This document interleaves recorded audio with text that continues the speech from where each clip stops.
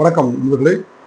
இன்றைய பதிவில் நான் பார்க்க இருப்பது, இப்போ சமீபத்தில் வந்து ஆர்பிஐயில் கொண்டு வந்த ஒரு சட்ட திருத்தம். அதாவது தங்க நகை கடன்களுக்கு விதிக்கப்பட்டுள்ள அந்த புதிய விதிமுறைகள், அதை பற்றி நம்ம பார்க்க போகிறோம். ஸோ இப்போ வந்து பார்த்தீங்கன்னா, இந்த புதிய விதிமுறைகள் வந்து மக்களை வந்து எதை நோக்கி தள்ளும் அப்படின்னு சொல்லி கேட்டிங்கன்னா, அந்த மார்வாடி அடகு கடைகளை நோக்கி மக்களை வந்து அதை தள்ளும் அப்படின்னு நம்ம பார்க்கணும். ஏன்னா வந்து பொதுவாக இந்த தங்க நகையின் பேரில் வந்து அந்த கடன் வாங்குவது என்பது வங்கிகளில் வந்து கொஞ்சம் வந்து ஆரோக்கியமான செயலாக இருந்தது. ஆரோக்கியமான செயல் அப்படின்னு சொன்னால் வட்டி விகிதம் மிகவும் குறைவு.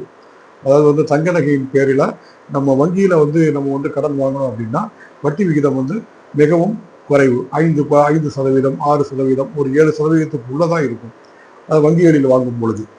அதே இது நீங்கள் வந்து இப்போ ஒரு ப்ரைவேட்டில் நீங்கள் வாங்கினீங்கன்னா, அதாவது ப்ரைவேட்னு சொல்லும்பொழுது இந்த மாதிரி மார்வாடி நார்த் இந்தியன் பேஸ்டு அடகு கடைகளில் வந்து நீங்கள் வாங்கினீங்க அப்படின்னா மிகவும் அதிகம். அதாவது அது ஒரு வட்டின்னு சொல்லுவாங்க. ஒரு வட்டின்றது 12%லேருந்து 14%, 16% அந்த மாதிரி போகும். சரிங்களா? அதே இது நீங்கள் இப்போ அந்த கேரளா பேஸ்டு சில ஃபினான்ஸ்லாம் இருக்குது இல்லையா, அந்த முத்தூட் ஃபினான்ஸு, அப்புறம் இன்னொரு மணப்புரம் ஃபினான்ஸு, இதெல்லாம் இருக்குது இல்லையா, இதுவும் அதே மாதிரியே பார்த்தீங்கன்னா 12, 14, 24, 2%, அதாவது 24 அந்த மாதிரிலாம் போகுது. நீங்கள் வந்து ஏன்னா டிபெண்ட்ஸ் அப்பான் உங்களுடைய அந்த லிமிட்ஸுக்கு தகுந்த மாதிரி நீங்கள் வந்து உங்கள் இப்போ அந்த கோல்டோடைய கிராம் வேல்யூ எவ்வளோ இருக்குதோ, நீங்கள் அந்த எவ்வளோ கேட்குறீங்களோ அதுக்கு தகுந்த மாதிரி அவங்க என்ன பண்ணுவாங்க, இந்த மாதிரி லிமிட்ஸை வந்து இன்க்ரீஸ் பண்ணுறாங்க.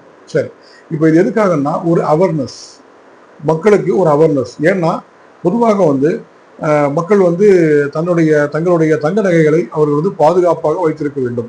அதாவது வந்து அதாவது வேறு வழி இல்லை, ஒரு தவிர்க்க முடியாத ஒரு காரணம் அப்படின்னு சொல்லும் பொழுதுதான் அவர்கள் வந்து அந்த கடனை நோக்கி அவர்கள் சொல்ல வேண்டும். பொதுவாக நமக்கு லோன் அப்படின்றதே நமக்கு தேவைன்னா மட்டும்தான் எடுக்கணும். அந்த தேவையை நாமளே உருவாக்கி கொள்ளக்கூடாது அப்படின்றதான் வந்து பொதுவான ஒரு சாராம்சம். இப்போ அப்படி உங்களுக்கு ஒரு தேவை வருதுன்னு சொல்லும் பொழுது அதுலேயே வந்து பாதுகாப்பான முறையில் வந்து அந்த கடனை வந்து பெற்றுக்கொள்ள வேண்டும். ஏன்னா ஒரு ஒரு 12%லேருந்து நீங்கள் 24%லாம் ஒரு ப்ரைவேட்டில் வந்து வாங்கும் பொழுது திருப்பி செலுத்தக்கூடிய அந்த ஒரு பொட்டன்ஷியல் அப்படின்னு ஒன்று இருக்கும். அந்த அவசர தேவைக்கு அவர்கள் வாங்கிக் கொள்வார்கள். ஆனால் திருப்பி செலுத்தும் பொழுது அவர்களுக்கு அப்பொழுதுதான் அந்த பிரச்சனைகள் வந்து வர ஆரம்பிக்கும். ஸோ 1 மாதம் 2 மாதம் அவர்கள் திருப்பி செலுத்தாமல் இருந்தால் அது மொத்தமாக சேர்ந்து அந்த அசலுடன் அந்த வட்டியானது சேர்ந்துவிடும். அப்போ அசலுடன் சேரும் பொழுது அந்த பிரின்சிபல் வேல்யூ வந்து கூடிரும். தென் அகைன் அதனுடைய இன்ட்ரெஸ்ட் கூடும். அப்புறம் பார்த்தீங்கன்னா நீங்கள் வாங்கியிருக்கிற அந்த லோன் அமௌண்ட்டு ப்ளஸ் அந்த வட்டி எல்லாம் சேர்ந்து இந்த நகையினுடைய மதிப்பை தாண்டிவிடும். திரும்ப உங்களுக்கு நகை திரும்பி வர்றது அப்படின்றது கஷ்டமான ஒரு காரியமாக அமைந்துவிடும். பொதுவாக அதனால தான் வந்து இந்த மாதிரி ஒரு மார்வாடி கடைகளில் வெளியே வைக்கும் பொழுது அவ்வளவு வந்து நமக்கு ஒரு சேஃப்டி கிடையாதுன்னு அவங்க பாதுகாப்பாக தான் வச்சுருப்பாங்க. பட் என்னன்னா இதனுடைய வட்டி விகிதம் அதிகமாக இருக்கிறதுனால திருப்பி அதை வந்து அடைப்பதற்கு மக்கள் வந்து சிரமப்படுவதற்கான வாய்ப்புகள் வந்து அதிகமாக இருக்குது அப்படின்னு பார்க்குறோம். ஆனால் வங்கிகள் வந்து பொதுவாக வந்து ஒரு பாதுகாப்பான ஒரு விஷயமாக இருக்குது. ஏன்னா ரிசர்வ் பேங்குடைய நார்ம்ஸ் எல்லாம் ஃபாலோ பண்ணுறாங்க அப்படின்னு சொல்லும் பொழுது அந்த வட்டி விகிதம் மிகவும் குறைவு. அதே மாதிரி அவங்க வந்து ஒரு 70-80% தான், 60-70-80% தான் கொடுப்பாங்க. அந்த மாதிரிலாம் இருக்குது. சரிங்களா? அப்போ இது காலங்காலமாக மக்கள் பயன்படுத்தி வந்துட்டு இருக்கும்போது இப்போ திடீர்னு வந்து ஆர்பிஐ வந்து என்ன சட்டம் வந்து கொண்டு வந்திருக்கு அப்படின்னு கேட்டிங்கன்னா, நீங்கள் தங்க நகையை வந்து ப்ளஸ் பண்ணும்போது, அடமானம் வைக்கும் பொழுது உங்களுக்கு அவங்க கேட்கக்கூடிய கேள்விகள் என்னன்னா, இந்த தங்கம் வந்து தங்கத்தினுடைய அந்த ரசீதை நம்ம கொடுக்கணும், பர்ச்சேஸ் பண்ண பில்லை வந்து கொடுக்கணும் அப்படின்றத சொல்கிறாங்க. ஸோ இன்றைக்குத்தான் இந்த மாதிரி ஒரு ஒரு ஜுவல்லரி ஷாப்பில் போய் பர்ச்சேஸ் பண்ணுறது அப்படின்ற வழக்கங்கள்லாம் பார்த்தீங்கன்னா இன்னைக்கு தான் வந்திருக்கு. இதே இது வந்து பார்த்தீங்கன்னா ஒரு 1-2 ஜென்ரேஷனுக்கு முன்னாடி பார்த்தீங்கன்னா அவங்களுக்கு நெருக்கமான அந்த குறிப்பிட்ட அந்த நகை தொழில் செய்பவர்கள் இருந்து வாங்குவார்கள். ஸோ அவர்கள் வந்து வீடுகளுக்கு வந்து அந்த நகையை வந்து அவர்கள் கொடுத்து விட்டு செல்வார்கள். அதனுடைய எடை பார்த்து அதனுடைய அவங்களுக்கு தெரியும், அது ஒரு கோல்டன் கலர் பேப்பரில் சுற்றி அவங்க பாட்டை வந்து கொடுத்துட்டு போயிடுவாங்க. அந்த நம்பிக்கை இருக்கும், எல்லாமே இருக்கும்.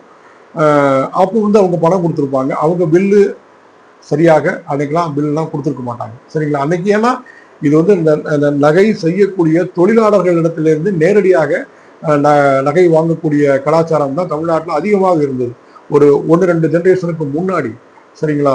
அதுதான் இப்போ சொல்றாங்க. இப்போ தாத்தா காலத்துல கொடுத்தது, பாட்டி காலத்துல கொடுத்தது, அம்மா காலத்துல கொடுத்த அந்த பழைய நகைகள்லாம் வந்து இன்றைக்கு வந்து பில்லு கொடுக்கணும்னு சொன்னா அவங்க எங்க போவாங்க? நம்பர் 1. அப்போ அதுக்கெல்லாம் வேல்யூ இல்லாம ஆக்குற மாதிரி ஆயிராதா? ஏன்னா நகை என்னைக்குமே வந்து பெரியவங்க சொல்லுவாங்க, என்னைக்குமே வந்து ஒரு ஒரு மனையோ ஒரு வீடோ நம்ம கிட்ட தங்கணும்னா அதுக்கு நம்ம வந்து விலை வந்து பேசக்கூடாது. அதே மாதிரி நகைக்கும் நம்ம விலை பேசக்கூடாதுன்னு சொல்லுவாங்க. அது ஆரோக்கியமான விஷயம். ஆனா ஒரு தேவை அப்படின்னு வரும் பொழுது இந்த இடத்துல வந்து பாத்தீங்கன்னா அப்போ பழைய தங்க நகைகளை வந்து பழைய தங்க நகைகள்லாம் நான் சொல்றது ஒரு 1-2 ஜென்ரேஷனுக்கு முன்னாடி அந்த தங்க நகைகளை நாம வந்து பிளஸ் பண்ண முடியாது அப்படின்ற ஒரு விஷயத்த ஆர்பிஐ வந்து நம்மளோட இக்கட்டான சூழல்ல கொண்டு வந்து விடுறாங்க. நம்பர் 1. நம்பர் 2, அடுத்து என்ன பண்றாங்கன்னா இந்த வட்டி வந்து நீங்க கொடுக்கும்போது இப்போ அந்த குறிப்பிட்ட மாதம் ஆயிடுச்சு அப்படின்னா அந்த மொத்த வட்டியை மொத்தமா கட்டலாம். இப்போ அப்படி சொல்ல மாட்டேங்கிறாங்க. என்ன கொண்டு வந்திருக்காங்கன்னு கேட்டீங்கன்னா, நீங்க ஒரு 1 லட்ச ரூபா நீங்க வாங்கியிருக்கீங்க, இல்ல ஒரு 5 லட்ச ரூபா வாங்கியிருக்கீங்கன்னா அந்த ஒரு குறிப்பிட்ட அந்த ரெனுவல் பண்ணும்பொழுது 1 இயர் கழிச்சு நான் வட்டி மட்டும் கொடுக்குறேன் சார் அப்படின்னு சொல்லி நீங்க கொடுத்தீங்கன்னா அதை அக்செப்ட் பண்ண மாட்டாங்க. 5 லட்ச ரூபா பிளஸ் அந்த வட்டி இதோட சேர்த்து கொடுத்துதான் நீங்க அதை ரிலீஸ் பண்ணிட்டு திருப்பி அதை ரீப்ளச் பண்ணணும் அப்படின்றாங்க. ஸோ இப்போ இது வந்து என்ன ஆகும்னா இவருக்கு இதுக்கு ஒரு கடன் எங்கேயாவது வெளியே வாங்குவார். சரிங்களா? இதுக்கு ஏதாவது ஒரு கடன் வெளியே வாங்குவார். வாங்கக்கூடிய சக்தி இருந்தால் வாங்குவார். இல்லைன்னா என்ன ஆகும்? அந்த நகை அவர் கையை விட்டு சென்று விடும். அதுதான் விஷயம். அப்போ ஆர்பிஐ வந்து என்ன பண்ணுது?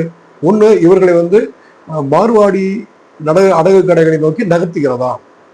ஸோ இப்போ பாஜகவுடைய அரசாங்கம் இந்த விஷயத்தை கொண்டு வந்திருக்கும் பொழுது இந்த கொண்டு வந்திருக்கிற நோக்கம் வந்து மக்களை வந்து மார்வாடி கடைகளில் குஜராத் பேஸ்டு அந்த நார்த் இந்தியன் பேஸ்டு மார்வாடி கடைகளில் வந்து நகை கடன் வாங்குவதற்கு தள்ளுகிறதா, நகர்த்துகிறதா அப்படின்ற கோணத்தில் தான் நம்ம பார்க்க வேண்டியிருக்கு. அதாவது வங்கிகளில் வாங்காம அந்த மார்வாடி அடகு கடைகளில் நம் மக்கள் தன்னுடைய தங்க நகைகளை அங்கே வந்து அடமானம் வைத்து அவர்கள் வந்து அந்த அதிக வட்டிக்கு பணம் பெறுவதற்காக அவர்களுக்கு வியாபாரம் நடைபெறுவதற்காக இந்த விஷயங்களை வந்து பாஜக அரசாங்கம் கொண்டு வந்திருக்கிறதா என்ற ஒரு கோணத்திலும் நாம் ஆராய வேண்டியிருக்கிறது. ஏன்னா இது அடுத்த பெனிஃபிட் யாருக்கு கிடைக்கும்னு கேட்டீங்கன்னா பியூர்லி அவங்களுக்கு தான். இந்த பிரைவேட் ஃபினான்ஸ் சொல்லும் பொழுது நீங்க தமிழ்நாட்டில் பார்த்தீங்கன்னா எந்த ஒரு ரோட்லையுமே மெயின் ரோடு, அப்புறம் வந்து second main road, third main road, சந்து வந்து எல்லா இடத்துலையும் பார்த்தீங்கன்னா இன்னைக்கு மார்வாடி அடகு கடைகள் இருக்கிறது. அப்போ இந்த ஆர்பிஐல நீங்க ஸ்ட்ரிக்டா ஒரு விஷயத்தை பிடிக்கும் பொழுது என்ன ஆகும்னா மக்கள் வந்து எங்க ஆட்டோமேட்டிக்கா போக வேண்டிய ஒரு நிர்பந்தத்துக்குள்ள ஆளாகிறாங்க. மார்வாடி கடைகளுக்கு அவர்கள் அடமானம் வைப்பதற்கு செல்ல தயாராகிறார்கள். அப்படின்னு சொல்றது வட்டி விகிதம் ஆரம்பம் 12% இதுல இருந்து ஆரம்பிக்குது. சரிங்களா? வட்டி விகிதம் அதிகம்.